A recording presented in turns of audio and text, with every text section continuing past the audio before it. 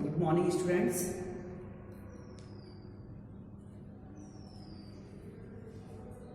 BA education की class में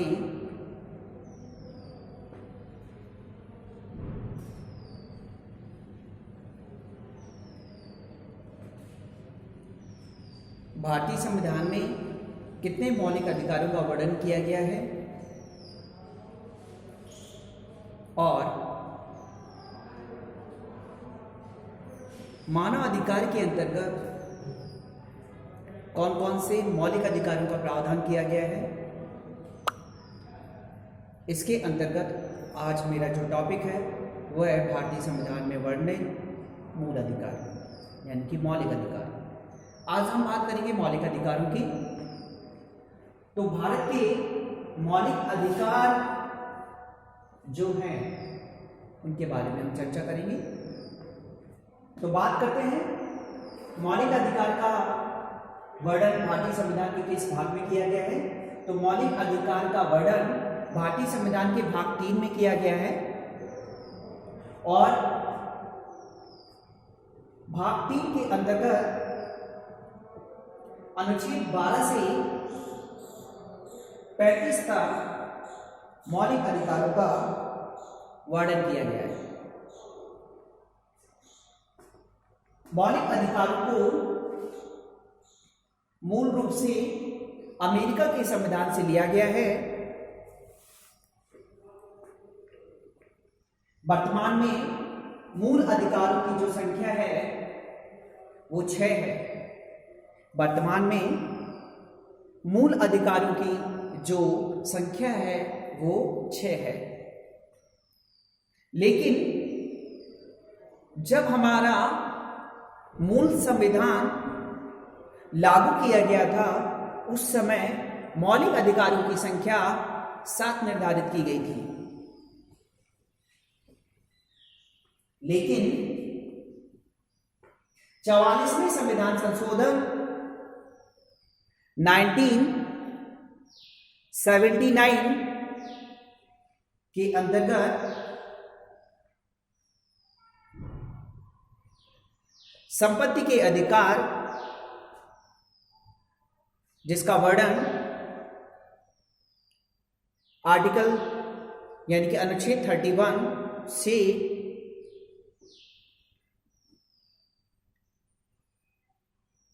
19F तक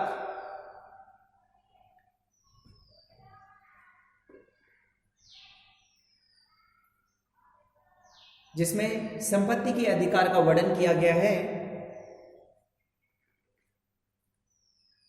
को हटाकर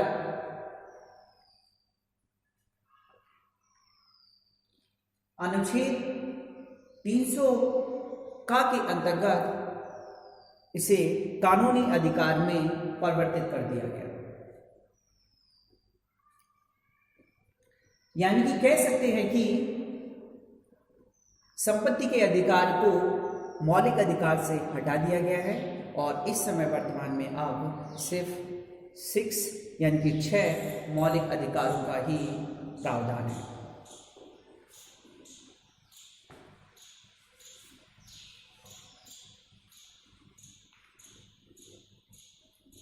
भारतीय संविधान में जो 6 मौलिक अधिकार हैं उनके बारे में हम वर्णन करेंगे। इसे हम एक ट्रिक के रूप में समझेंगे और वो ट्रिक है सम स्वा सो सात्री। मैंने यहां दिखाया हुआ है सम स्वा सो सात्री। सम का मतलब समानता का अधिकार, स्व का मतलब है स्वतंत्रता का अधिकार, शोध का मतलब है शोध में मैंने दो का वर्णन किया है। शोध में सबसे पहले हम शो को लेंगे। शो मतलब शोषण के विरुद्ध अधिकार और धा मतलब धार्मिकता का अधिकार और लास्ट में जो 3 सा है 3 सा में हम लेंगे पहले वाला जो हमारा सा है जिसका मतलब है संस्कृति एवं शिक्षा का अधिकार। संस्कृति एवं शिक्षा का अधिकार। और नेक्स्ट सा जो है हमारा, और नेक्स्ट सा के अंतर्गत है संपत्ति के अधिकार का वर्णन किया गया है। लेकिन अब हमने संविधान में संशोधन किया और संपत्ति के अधिकार को कानूनी अधिकार में परिवर्तित कर दिया है, इसलिए संपत्ति का अधिकार अब यहां से खत्म कर दिया गया है। और लास्ट सा है संवैधानिक उपचारों का अधिकार। लास्ट है संवैधानिक उपचारों का अधिकार। तो इस प्रकार से ये हमारे 6 जो मौलिक अधिकार है वर्तमान में, इनका मैंने आपको ट्रिक के माध्यम से आपको बताया। सम, स्व, शोध, साक्री। सम मतलब समानता का अधिकार, स्व मतलब स्वतंत्रता का अधिकार, और शोध में 2 है, यानी कि शोषण के विरुद्ध अधिकार, धार मतलब धार्मिकता का अधिकार, और साक्री में हम तीनों सा का वर्णन करेंगे। यहाँ पे सा मतलब संस्कृति एवं शिक्षा का अधिकार, नेक्स्ट सा है आपका संपत्ति का अधिकार, और नेक्स्ट सा है संवैधानिक उपचारों का अधिकार। संवैधानिक उपचारों के अधिकार को डॉक्टर V.R. अम्बेडकर ने संविधान की आत्मा भी कहा है, संविधान की आत्मा भी कहा है। यहां पे जो शिक्षा का अधिकार है वो सबसे ज्यादा इंपॉर्टेंट है। शिक्षा का अधिकार आर्टिकल 21 का यानी कि ए यानी कि का में आर्टिकल 21 का में क्या दिया गया है, यानी कि 6 से 14 वर्ष तक के बालकों को अनिवार्य रूप से निःशुल्क शिक्षा उपलब्ध कराई जाएगी। आर्टिकल 21 में क्या दिया गया है कि 6 से 14 वर्ष तक के बालकों को अनिवार्य रूप से निःशुल्क शिक्षा उपलब्ध कराई जाएगी। ऐसे बालक बालिकाएं जो आर्थिक रूप से कमजोर हैं, जो गरीबी रेखा के नीचे अपना जीवन यापन करती हैं या करते हैं, ऐसे परिवार जिनके बालक किसी कारणवश शिक्षा ग्रहण नहीं कर पा रहे हैं, राज्य सरकार के द्वारा यह प्रावधान किया गया है कि उन सभी बालक एवं बालिकाओं को अनिवार्य रूप से शिक्षा उपलब्ध कराई जाए। और शिक्षा कैसी होनी चाहिए? निःशुल्क शिक्षा होनी चाहिए। तब तक राज्य सरकार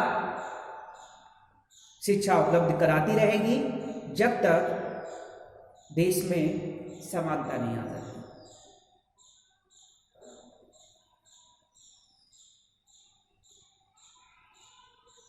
राइट टू एजुकेशन शिक्षा का अधिकार अधिनियम 2009 के अंतर्गत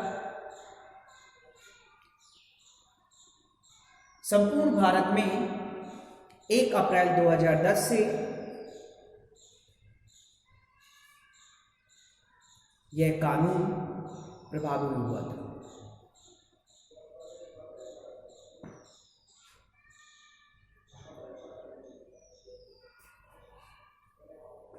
लेकिन अगर आज हम बात करें, जहां पर हम बात कर रहे थे 6 से 14 वर्ष तक के बालकों को राज्य सरकार निःशुल्क शिक्षा उपलब्ध कराएगी, वहीं पर अगर हम बात करें राष्ट्रीय शिक्षा नीति 2020 में वही चीज यहां पे मॉडिफाई करके हम कह रहे हैं कि 3 से 18 वर्ष तक के बालकों को हम अनिवार्य रूप से निःशुल्क शिक्षा उपलब्ध कराएंगे।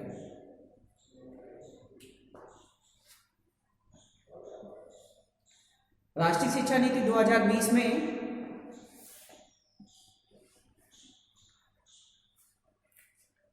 केंद्र सरकार के द्वारा 3 से 18 वर्ष तक के बालकों को अनिवार्य रूप से निःशुल्क शिक्षा उपलब्ध कराने का प्रावधान किया हुआ है।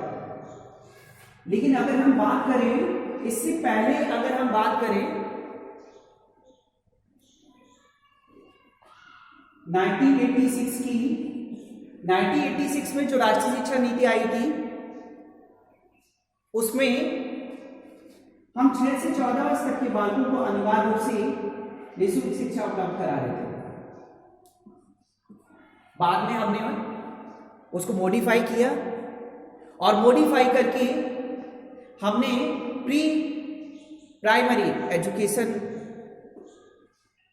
यानी प्री प्राइमरी शिक्षा को भी इसमें शामिल किया और प्री प्राइमरी शिक्षा जो है वो 3 वर्ष के बालकों के लिए अनिवार्य रूप से उपलब्ध कराई गई।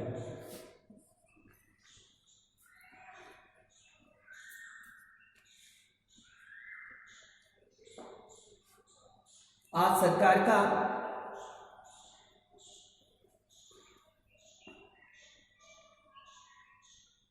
यह मानना है कि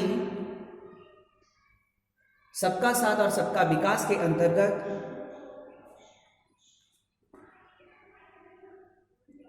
हमें अपने देश को सशक्त बनाने के लिए, समृद्ध बनाने के लिए शिक्षा की व्यवस्थाओं को सुचारू रूप से संचालित करना होगा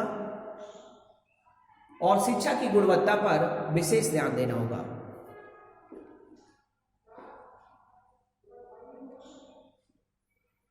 शिक्षा की गुणवत्ता को ध्यान में रखते हुए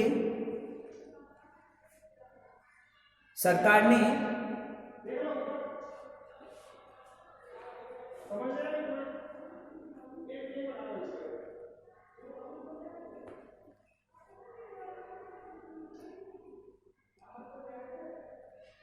डिजिटल एजुकेशन को भी आगे बढ़ाया है। आज हम यहीं रखेंगे, यहीं तक रखेंगे, आगे हम कल बात करेंगे।